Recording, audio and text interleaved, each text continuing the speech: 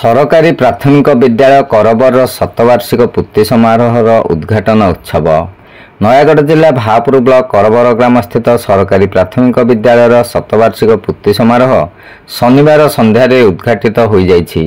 एही समारोह उत्सव विद्यालय परिसर में 3 दिन पर्यंत ग्रामवासी विद्यालयर पुरातन छात्र छात्री ब्लॉक प्रशासन स्थानीय विधायक प्रमुखों सहयोग में अनुष्ठित होइछि। विद्यालयर शतवार्षिक पालन उपलक्षे एही 3 दिन ग्राम रे एक महोत्सव पालित हेउथार देखा देइछि। एही परिप्रेक्षी रे शनिवार पूर्वाह्न विद्यालयर छात्र छात्री मानक द्वारा एक मशाल शोभायात्रा ग्रामर आराध्य देव नीलकंठेश्वर मंदिर बाहरी शिक्षा मंदिर पर्यंत आसी दैनिक कार्यक्रम आरंभ होइथिला। संध्या समय विद्यालयर छात्र छात्री द्वारा अभिनीत गीतनाट्य नपाहुराती नमरूपति सांस्कृतिक कार्यक्रम परिवेषण होइथिला।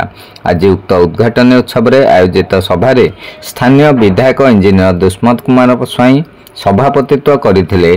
मुख्य अतिथि भाव विज्ञान और खाउटी कल्याण मंत्री कृष्णचंद्र पात्र जोग देइथिया बेले मुख्य वक्ता भाव नयागढ़ विधायक डॉक्टर अरुण कुमार साहू, सम्मानित अतिथि भाव बड़म्बा विधायक विजय कुमार दलबेहरा, उपखंड आरक्षी अधीक्षक मदन मोहन प्रधान, भापुर गोष्ठी उन्नयन अधिकारी शारदा प्रसन्न पंडा, करबर सरपंच उषाराणी साहू, समिति सभ्य तपन कुमार महापात्र, भापुर ब्लॉक उपाध्यक्ष वेणुधर प्रधान, कार्यकारी सभापति प्रमोद कुमार चौधरी, पुरातन छात्र महेंद्र कुमार स्वाई, इंजीनियर गोपीनाथ साहू, विद्यालय परिचालना कमिटी सभापति सुरेश कुमार भोल प्रमुख उपस्थित थिले।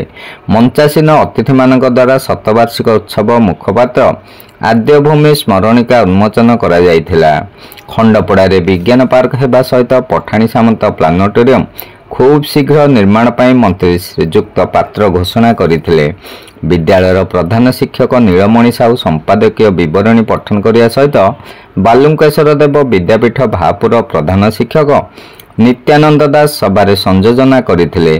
शेष में मंचासीन अतिथि मानक द्वारा विभिन्न वर्गर प्रतिभा विद्यालयर पूर्वतन प्रधान शिक्षक और स्वर्गत प्रधान शिक्षकों उत्तराधिकारी मानक मानपत्र उपढौकन पुष्पगुच्छ दे सम्मानित करा जायथिला। शिवनारायण दास का रिपोर्ट खंडपड़ा वार्ता।